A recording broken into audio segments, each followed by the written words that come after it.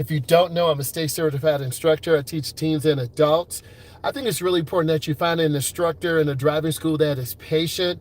I always try to tell students, be your real, authentic self.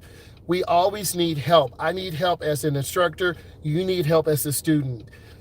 Patience is the most critical thing when you're teaching someone how to drive, because there are a lot of overwhelming things and anxieties that people can have, such as making left turns. They are very dangerous. Why? Because you're turning across oncoming traffic. Or merging an expressway. If you don't build up enough speed, you won't be able to merge out successfully. Next, you need an instructor who's nice, who doesn't rip you when you make mistakes. You will make mistakes, and they don't yell at you. It's really important that you show passion and understanding to a beginning driver, or any driver in general, because I don't want to be yelled at, and I don't want you to yell at me. So it's really important that we work together to stand and build fundamental sound driving techniques. Next, you want an instructor that's going to give you information in advance. They're going to give you directions in advance. They're going to tell you what to do. Hey, I need you to make a left turn at the street coming up. Then I need you to pull over to the side. Communication is the most important thing. And you want someone who's going to communicate early and communicate often.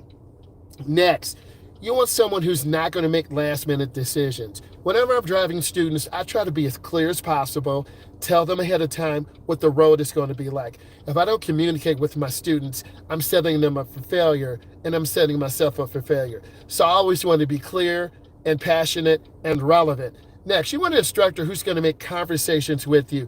You want to talk and communicate and tell the student what is going on. I teach teens and adults.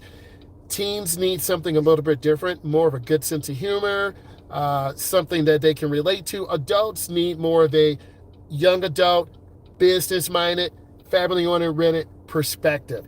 And good instructors are able to adapt to teens, late teens, early adults, mid-adults. Everyone is a little bit different. Me, I have a dad sense of humor.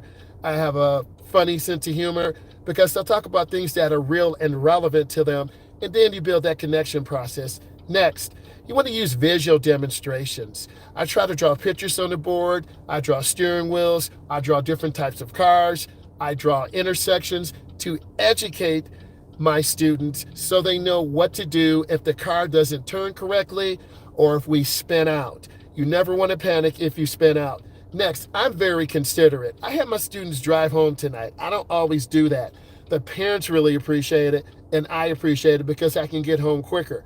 But also, when driving home, that's a personal responsibility. You have to know how to get home. And if you don't know how to get home, then that anxiety comes back. So we work together. I'm the co-pilot.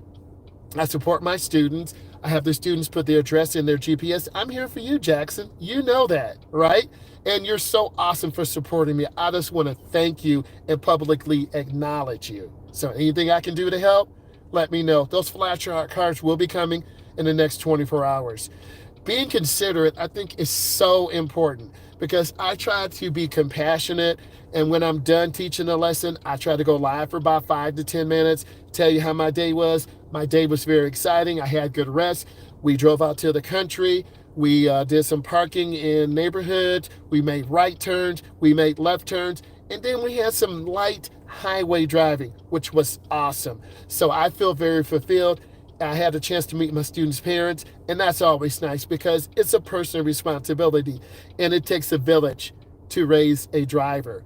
You want to have a fun teacher. I do have a fun sense of humor. I do smile all the time. That's what I always do, because I'm very passionate about teaching someone how to drive and helping them reach their goals of becoming an independent driver. Because once you get your license, you're going to get a job.